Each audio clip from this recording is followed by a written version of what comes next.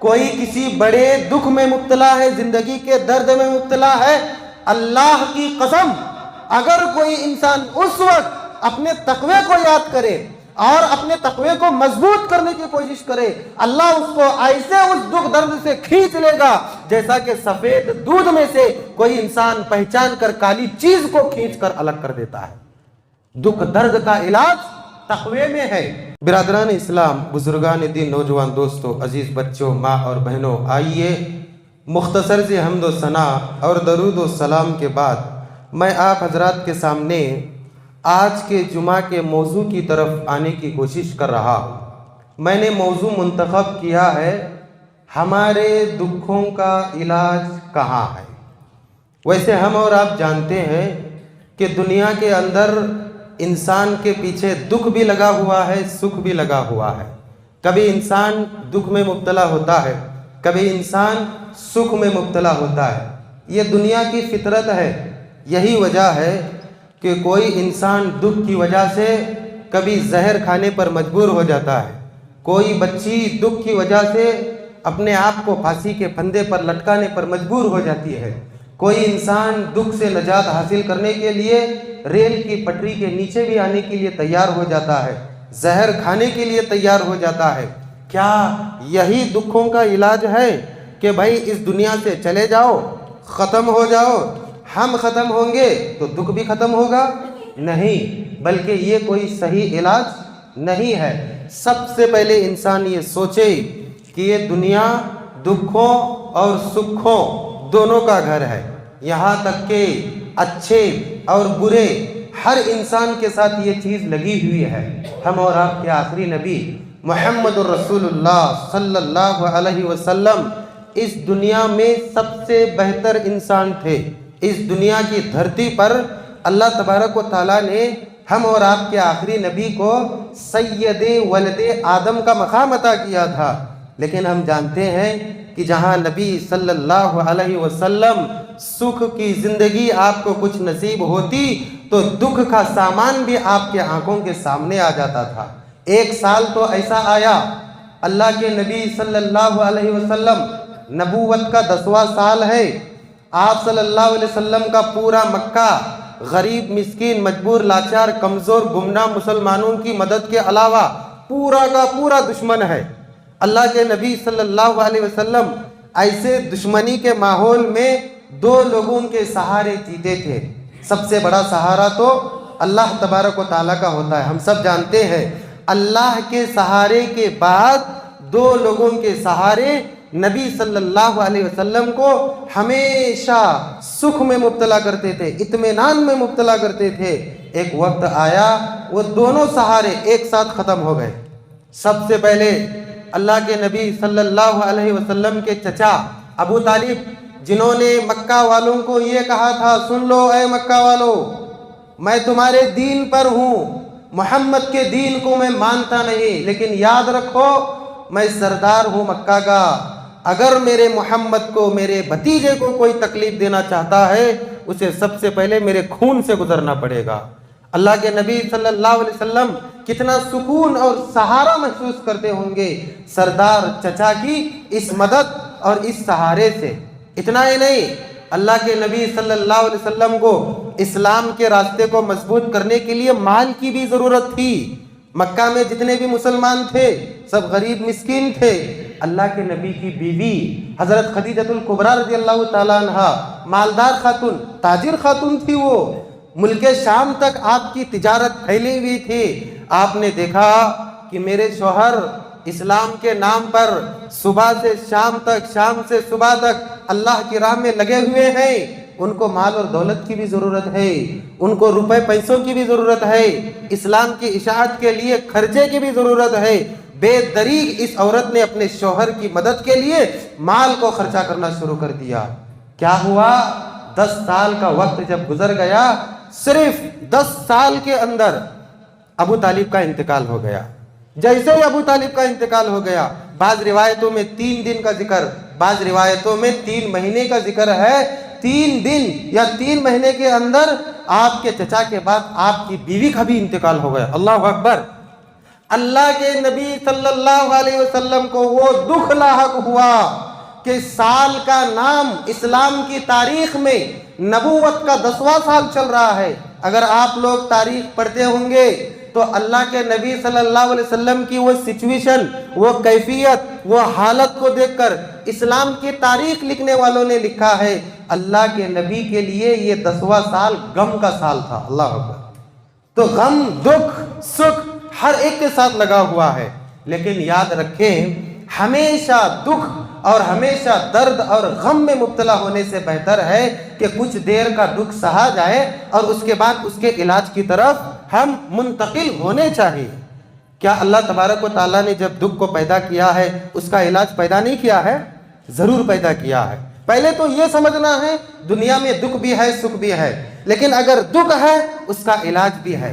ایک دکھ بیماری ہے اور سکھ اس کا علاج ہے۔ اللہ نے ہر بیماری پیدا کی ہے، اس کا علاج ہے، تو دکھ کا بھی علاج سکھ کی شکل میں اللہ تبارک و تعالیٰ نے پیدا کیا ہے۔ لیکن یاد رکھیں وہ سکھ مرنا نہیں ہے، وہ سکھ زہر پینا نہیں ہے، وہ سکھ پھانسی کے پھندے پر لٹکنا نہیں ہے، ریل کی پٹری کے نیچے جانا نہیں ہے، یا اپنے آپ کو ختم کرنا نہیں ہے، بلکہ بہترین سکھ ہے، بہترین علاج ہے اس کا۔ اگر ہم اور آپ وہ علاج کرتے ہیں انشاءاللہ دکھوں کی دنیا میں ہم خوشی سے اور سکھ سے مالدار بن جائیں گے انشاءاللہ۔ دنیا کی دولت نصیب ہو یا نہ ہو پرواہ نہیں ہے، ایک اصل میں مالدار انسان، ایک اصل میں طاقتور انسان، ایک اصل میں پاورفل انسان وہ ہے کہ جس کے پاس مال دولت ہو یا نہ ہو، تندرستی ہو اور دل مطمئن ہو، سب سے بڑا مالدار یہی انسان ہے۔ اور تندرستی اور دل کا سکون انسان کو اسی وقت نصیب ہوتا ہے کہ جبکہ اس کی زندگی میں کوئی دکھ نہ ہو، اور دکھوں والا انسان تو اچھا بھلا بھی بیمار معلوم ہوتا ہے۔ تو کیا ہمیں یہ نہیں چاہیے کہ ہم اللہ تبارک و تعالیٰ کے نازل کردہ، قائم کردہ، مقرر کردہ، فکس کردہ علاج کے پیچھے پڑے اور ہم ہمارے ان زندگیوں کے دکھوں کا علاج کریں؟ ظاہر سی بات ہے ہم سب یہی کہیں گے ہاں ہمیں ایسے علاج کی ضرورت ہے۔ ہاں صبح اٹھے تو کوئی دکھ کا بیان کر رہا ہے، دوپہر میں دیکھو کوئی کسی دکھ کا بیان کر رہا ہے، شام میں کوئی کسی کے دکھ کا بیان کر رہا ہے، صبح سے شام تک ہمارا یہی وقت گزر رہا ہے، کوئی کسی کا دکھ سن رہا ہے، کوئی کسی کو اپنا دکھ سنا رہا ہے۔ علاج کیا ہے اس کا؟ آج میں آپ کے سامنے علاج پیش کر رہا ہوں۔ دعا کریں اللہ تبارک و تعالیٰ سے کہ اللہ اتنا پاورفل علاج ہے نا، ہم سب کو اس علاج کے لیے اپنا ٹریٹمنٹ کر لینے کی توفیق عطا فرما۔ سب سے پہلا علاج دکھوں کا علاج کہاں ہے؟ یہاں ہے۔ کیا ہے؟ تقوی۔ اللہ اکبر۔ آپ لوگ سوچ رہے ہوں گے کہ میں تقریباً کئی روز سے بیان کرتا ہوں، اور جب کبھی کسی سبب کا حل میں بیان کرتا ہوں سب سے پہلے تقوی کا ذکر ضرور آتا ہے، سب سے پہلے تقوی کا ذکر۔ کیوں ایسا؟ تقوی ہے ہی ایسا عمل یا تقوی ہے ہی ایسی چیز کہ انسان اگر اس انرجی کو اپنے اندر داخل کر لے دنیا کا ہر دکھ درد اس سے ختم ہو جاتا ہے، یا دکھوں کا پہاڑ بھی اس کے سامنے آئے اسے کوئی نقصان نہیں پہنچا سکتا ہے۔ کیا کرنا ہے ہم سب کو؟ تقوی والا بننا ہے۔ تقوی کا معنی ایک ہے، مطلب کئی اور ہیں، میں صرف ایک ہی معنی اور مطلب کو ملا کر آپ کو اس کا مطلب بیان کروں گا۔ تقوی کا مطلب ہے اللہ کے لیے نیکی کرنا، اللہ کے لیے گناہ کو چھوڑنا، یہ تقوی ہے۔ اور جو انسان تقوی سے متصف ہوتا ہے، تقوی کی دولت سے مالا مال ہوتا ہے، اللہ ہم سب کو نیک توفیق عطا فرمائے، دنیا کا ہر دکھ درد ختم ہو جاتا ہے۔ آپ لوگ کہتے ہوں گے اچھا اگر کوئی دکھ درد میں مبتلا ہے، کوئی کسی بڑے دکھ میں مبتلا ہے، زندگی کے درد میں مبتلا ہے، اللہ کی قسم اگر کوئی انسان اس وقت اپنے تقوی کو یاد کرے اور اپنے تقوی کو مضبوط کرنے کی کوشش کرے، اللہ اس کو ایسے اس دکھ درد سے کھینچ لے گا جیسا کہ سفید دودھ میں سے کوئی انسان پہچان کر کالی چیز کو کھینچ کر الگ کر دیتا ہے۔ دکھ درد کا علاج تقوی میں ہے۔ میں یہ نہیں کہوں گا نماز پڑھنا تقوی ہے، میں یہ نہیں کہوں گا روزہ رکھنا تقوی ہے، میں یہ نہیں کہوں گا زکوٰۃ دینا تقوی ہے، میں یہ نہیں کہوں گا پہلی صف میں آ کے بیٹھنا تقویٰ ہے، میں یہ نہیں کہوں گا نیک عمل کرنا تقویٰ ہے، میں یہ کہوں گا کہ جو کچھ کرو اللہ کے لیے کرو، جس چیز سے بھی بچو اللہ کے لیے بچو، یہ تقویٰ ہے، اسے تقویٰ کہتے ہیں۔ اگر ہم اس طرف خیال کرتے ہیں، اس طرف ہم دھیان دیتے ہیں، ایک بات میں آپ کو بتاتا ہوں، نماز کی طرف ہمارا خیال ہے، یہ جو ظاہری اعمال ہے نا اسلام کے، اس کی طرف ہمارا خیال ہے، لیکن جہاں تقویٰ جو دل کی کیفیت کا نام ہے اس طرف ہمارا زور نہیں جاتا ہے، اس طرف ہمارا خیال نہیں جاتا ہے۔ تقویٰ عمل الگ ہے، تقویٰ الگ ہے، عمل منہ سے، عمل آنکھ سے، عمل ناک سے، عمل ہاتھ اور پیر سے، تقویٰ دل کی کیفیت کا نام ہے، اور یہ چیز صرف اللہ کو دکھتی ہے، اور انسان کو بھی محسوس ہوتا ہے کہ میں کتنے پانی میں ہوں۔ کبھی انسان کسی دکھ درد میں مبتلا ہو جائے تو وہ یہ نہ سوچے کہ میں وہ کام نہیں کیا تو آج یہ دکھ میری زندگی میں آ گیا، میں وہ پلان کر کے کام کرتا تو یہ زندگی میں دکھ مجھے دیکھنا نہیں پڑتا تھا، ارے میں وہاں غلطی کیا، میں یہاں غلطی کیا۔ بھائی باہر کی غلطی نہیں ہے کچھ بھی، تقویٰ، متقی اور پرہیزگار بن جاؤ۔ آپ لوگ سوچ رہے ہیں مولوی صاحب تو اپنا ہی خلاصہ بیان کر رہے ہیں، قرآن حدیث کی بھی کچھ بات ہونی چاہیے نا اس سلسلے میں۔ اللہ تبارک و تعالیٰ فرماتا ہے وَلَوْ آمَنَ أَهْلُ الْقُرَىٰ وَاتَّقَوْا لَفَتَحْنَا عَلَيْهِمْ بَرَكَاتٍ مِّنَ السَّمَاءِ وَالْأَرْضِ۔ ایک بستی قوم سبا کا ذکر اللہ تبارک و تعالیٰ اس آیت میں کر رہا ہے کہ اس بستی کو اللہ تبارک و تعالیٰ نے نیز تو نابود کر دیا۔ پتہ ہے بہت خوشحال بستی تھی وہ، اللہ تبارک و تعالیٰ نے ڈبل نعمتوں سے نوازا تھا اس بستی، قوم سبا۔ سلیمان علیہ السلام کے زمانے میں یہ قوم اپنی عورت بادشاہ کے ساتھ ایمان لے آئی تھی، وہ قوم سبا، اس کو اللہ نے برباد کر دیا، ختم، نیز تو نابود کر دیا۔ ارے اس عذاب کے سامنے یہ کورونا کا اگر ہم ذکر کریں نا کوئی بھی نہیں ہے، ختم ہو گئی وہ قوم، صفحہ ہستی سے مٹ گئی وہ قوم، دکھ درد میں مبتلا ہو گئی نا۔ مطلب اللہ تبارک و تعالیٰ نے کیا فرمایا اس بستی کا نام لے کر ذکر کرتے ہوئے وَلَوْ آمَنَ أَهْلُ الْقُرَىٰ وَاتَّقَوْا، اگر وہ بستی والے حقیقی معنی میں ایمان والے ہوتے اور وَاتَّقَوْا تقوی والے ہوتے لَفَتَحْنَا عَلَيْهِمْ بَرَكَاتٍ مِّنَ السَّمَاءِ وَالْأَرْضِ، آسمان کے زمین کے سارے برکتوں کے دروازے ہم ان کے لیے کھول دیتے۔ اور سوچئے ذرا، آسمان کے سارے برکت کے دروازے کھل گئے، زمین کے سارے برکت کے دروازے کھل گئے، اب کون سا دکھ ایسے انسان کے لیے انتظار کر رہا ہے بھائی؟ اتنی برکت کے دروازے کھول دیے جا رہے ہیں، کوئی دکھ اس حالت میں ہے کہ آ کر اس کا مقابلہ کرے؟ تقویٰ۔ ایک اور آیت اللہ فرماتا ہے وَمَن يَتَّقِ اللَّهَ يَجْعَل لَّهُ مَخْرَجًا وَيَرْزُقْهُ مِنْ حَيْثُ لَا يَحْتَسِبُ۔ جو اللہ کا تقویٰ اختیار کرتا ہے اللہ تبارک و تعالیٰ زندگی کے ہر دکھ درد سے اس کو نکلنے کا راستہ بتا دیتا ہے، اللہ بتاتا ہے اس کو، اللہ بتاتا ہے۔ کسی دکھ درد میں ہم مبتلا ہو گئے، سمجھ میں نہیں آ رہا، اور بعض دکھ درد تو ایسے ہوتے دماغ کام نہیں کرتا، فیل ہو جاتا ہے دماغ، پاگل ہو جاتا ہے انسان، ہاں ارے اس کے بال پراگندہ، حالت پراگندہ، گھوم رہا ہے پاگلوں کی طرح۔ اگر اس دکھ درد سے اس کو نکلنا ہے تو اللہ راستہ بتاتا ہے، اللہ فرماتا ہے یجعل لہ مخرجا، اللہ بتاتا ہے اس کو نکلنے کا راستہ، کس سے؟ اس دکھ درد سے۔ لیکن کرنا کیا ہے؟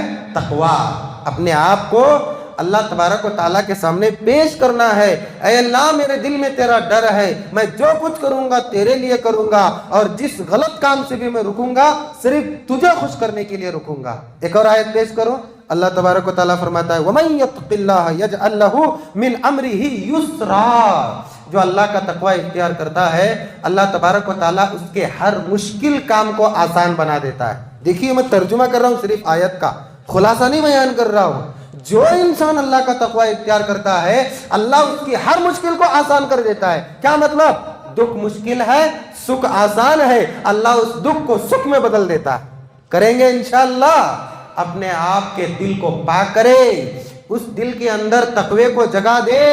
ہم ظاہر میں بہت اپنے آپ کو خوبصورت بناتے ہیں، میرے بھائیوں، میرے بہنوں، بزرگوں، دوستوں، نوجوان ساتھیوں، یاد رکھو اللہ تبارک و تعالیٰ کسی کے عمل کو بعد میں دیکھتا ہے، سب سے پہلے اللہ تبارک و تعالیٰ دل کے تقوی کو دیکھتا ہے۔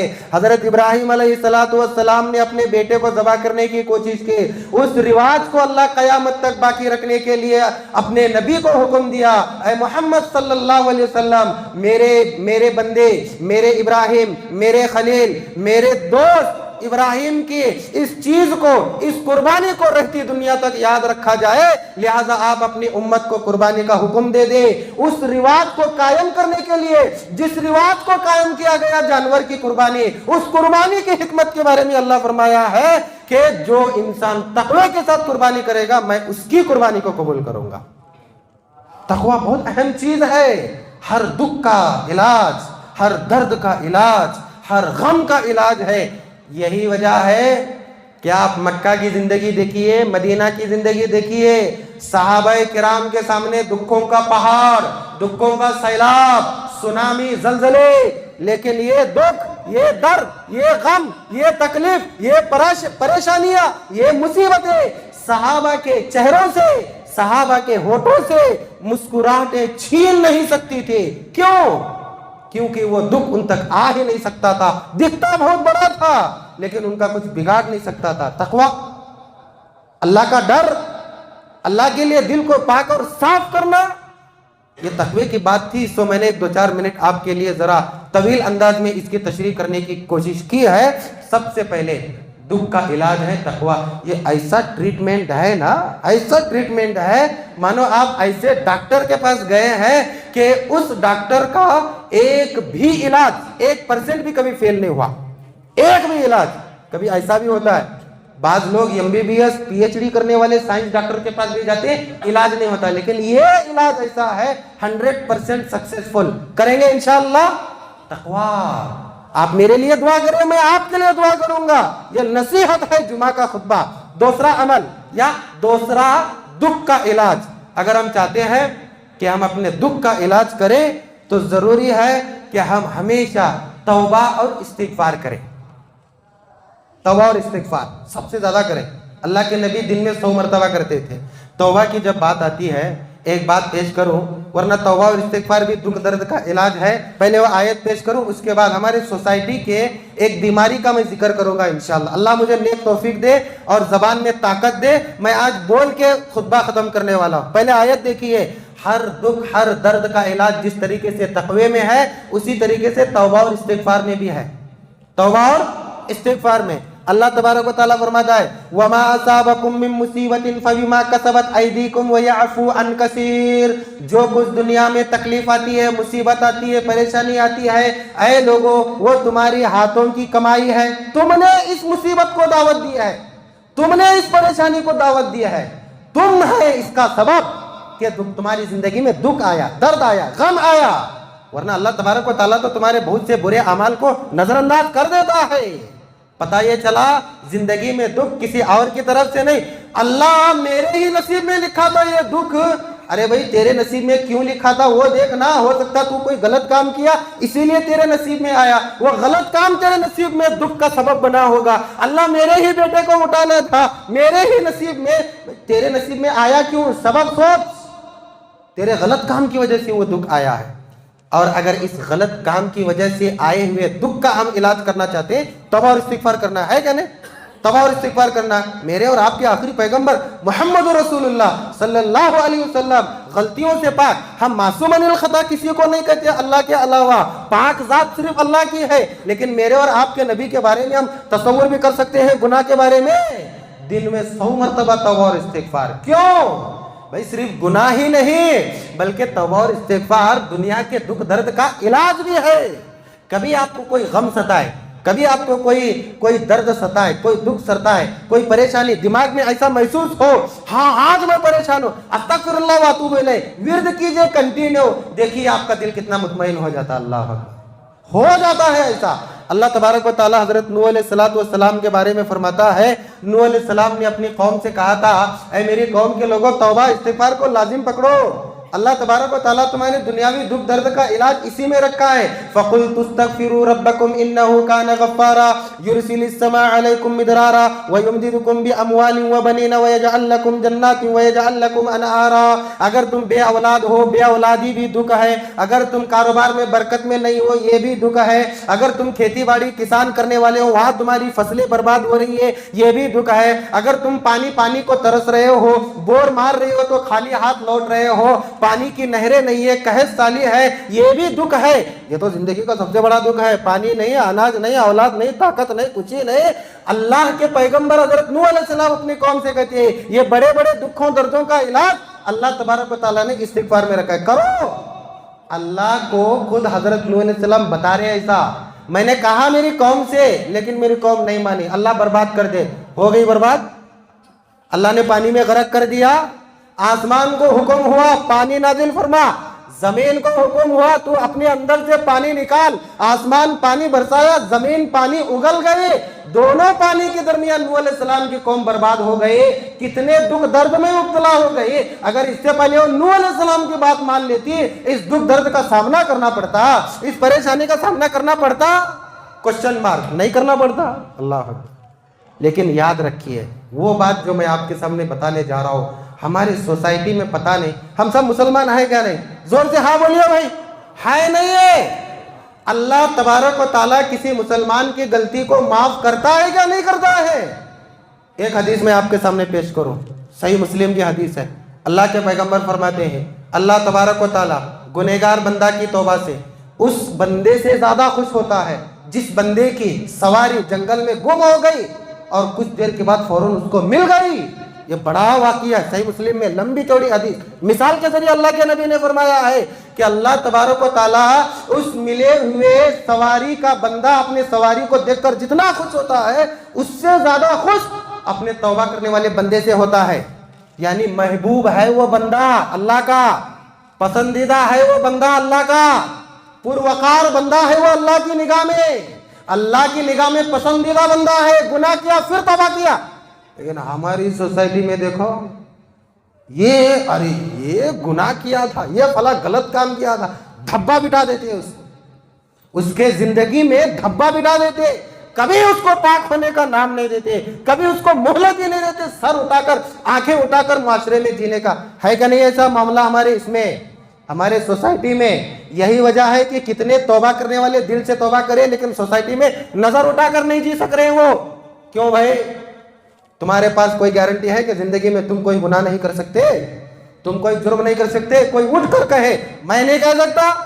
میں اپنے آپ کو عالم سوچتا ہوں، ایک تربیت یافتہ انسان سوچتا ہوں، دعوت و تبلیغ کرنے والا سمجھتا ہوں. میں نہیں سمجھتا ایسا. کوئی گارنٹی نہیں دے سکتا ہے. پھر کیوں ہم اس کو بدنام کرنے کی کوشش کرتے ہیں؟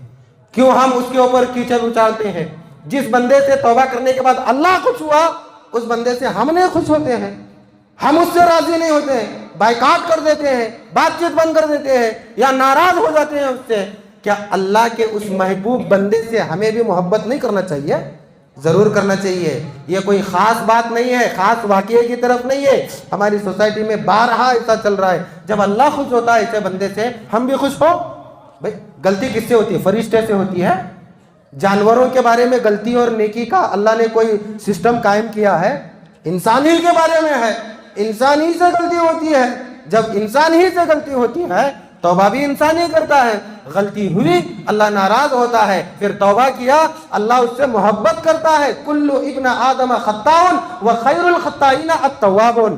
ہر ابن آدم خطا کار ہے اللہ کے نبی کہتے ہیں، اور ان خطا کاروں میں پسندیدہ انسان وہ ہے جو خطا ہونے کے بعد توبہ کرتا ہے. میرے بھائیوں اور بہنوں، خطا ہر ایک سے ہو سکتی ہے، ہوتی ہے. ارے کوئی بے دین کے پیچھے شیطان نہیں لگتا ہے، اچھے انسان کے پیچھے لگتا ہے. کیا بے دین کے پیچھے لگتا ہے؟ بولو بھائی آپ ایک اسٹوڈنٹ کو پڑھائیں گے کیا MBBS ڈاکٹر کو پڑھائیں گے؟ سائنس کسے پڑھائیں گے؟ اسٹوڈنٹ کو پڑھائیں گے نا. تو ایک شیطان اچھے کے پیچھے ہی لگتا ہے. اگر ہمارا عقیدہ مضبوط ہے تو یاد رکھیے شیطان یہ سوچتا ہے میں اس کے عقیدے کو تو نہیں بگاڑ سکتا، کوئی نہ کوئی غلط کام کرا کے اس کو میں ذلیل کر کے چھوڑوں گا. پھر کبھی کبھی ہو جاتا ہے تو کیا کریں آپ اس کو؟ اس نے اللہ سے توبہ کیا ہے، اس کا معاملہ اللہ کا معاملہ، بات ختم. ہم ناراض ہونے کا حق ہم کو نہیں. اللہ اکبر. ایک بہت کڑوی بات ہے हमारे सोसाइटी के हम सबको इस बात का जतन करना चाहिए इंशाअल्लाह। तो जो इंसान गुनाह होने के बाद तौबा और इस्तिगफार करता है, अल्लाह उसे दुख दर्द से पाक कर देता है। अल्लाह हम सबको तौबा और इस्तिगफार की तौफीक अता फरमा। एक और आयत पेश करूं, अल्लाह तबारक व तआला फरमाता है व अन इस्तगफिरू रब्बकुम सुम्मा तूबू इलैहि युमत्तिउकुम मताअन हसना इला अजलिन मुसम्मा।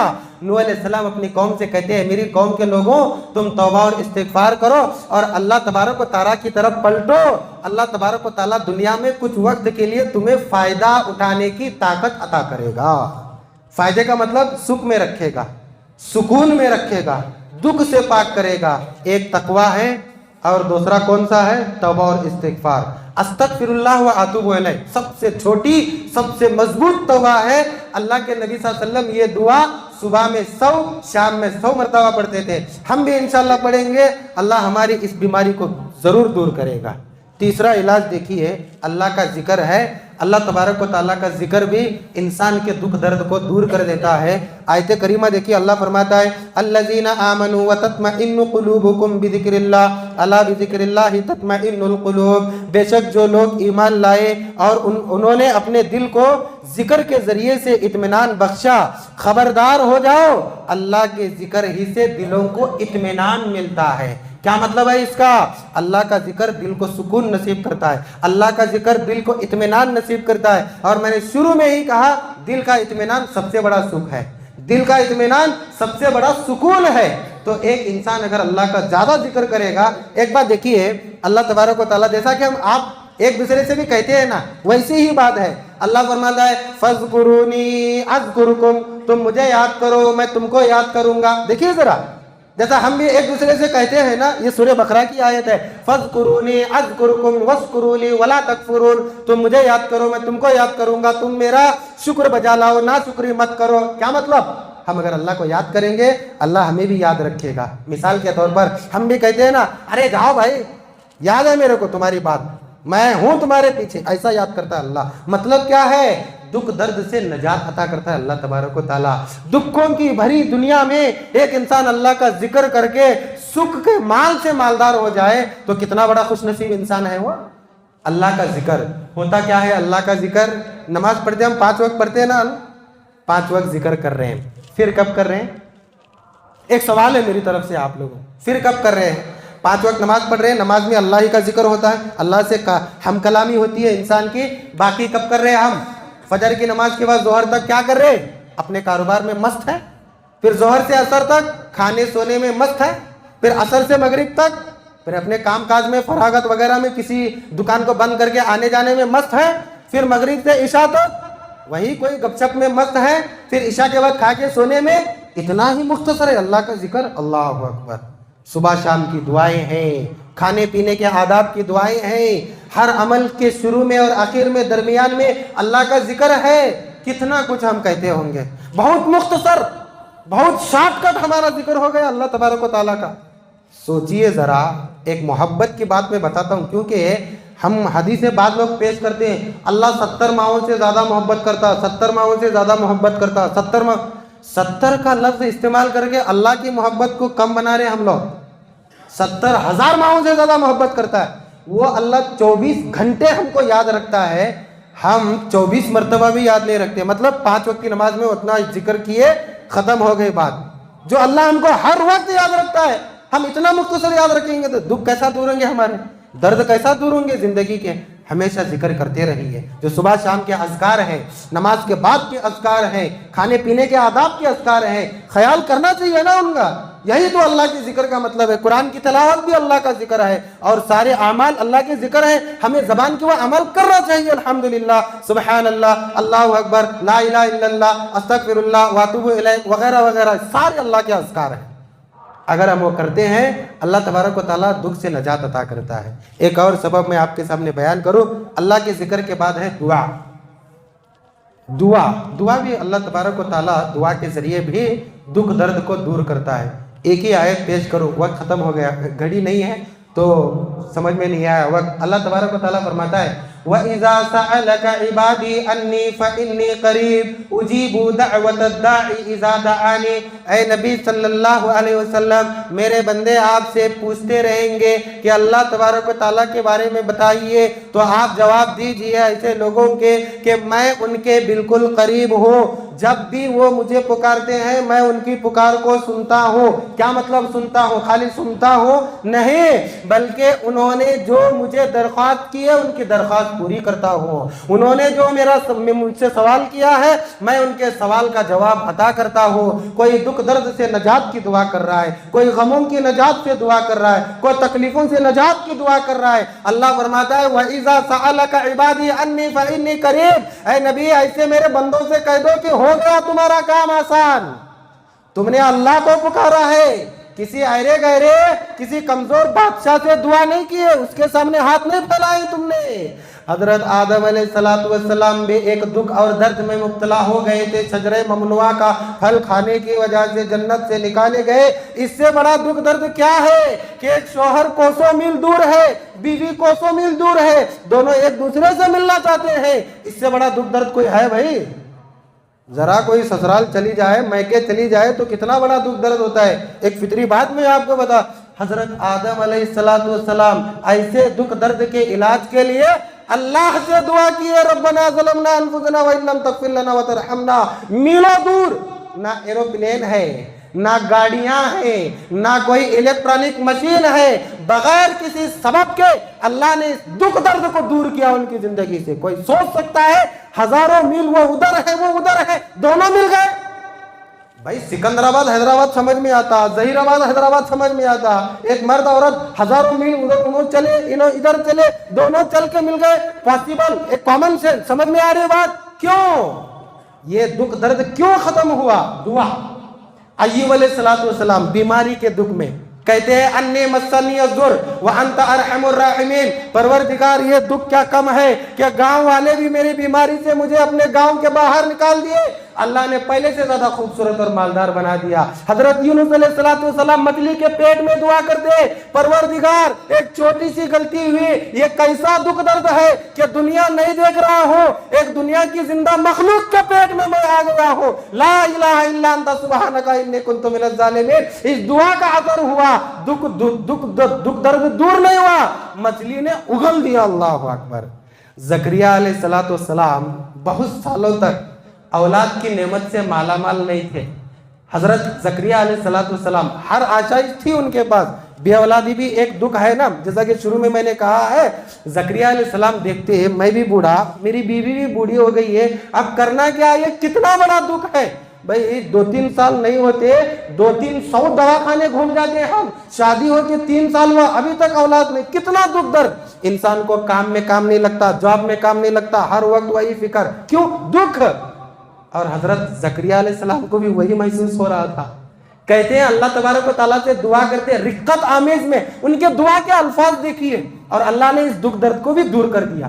دعا کے الفاظ دیکھیے، کہتے ہیں اللہ تبارک و تعالیٰ سے دعا کرتے ہوئے رب لا تذرنی فردا وانت خیر الوارثین، پروردگار مجھے ایسا محسوس ہو رہا ہے کہ میں تنہا ہی رہوں گا، لیکن مجھے پروردگار تنہا نہ چھوڑنا، سب سے بہتر تو وارث عطا کرنے والا ہے، تو ہی سب سے بہتر بیٹا عطا کر سکتا ہے، وارث عطا کر سکتا ہے، نسل میری تو جاری رکھ سکتا ہے، پروردگار میں اکیلا نہیں رہنا چاہتا۔ کیسی رقت آمیز دعا ہے۔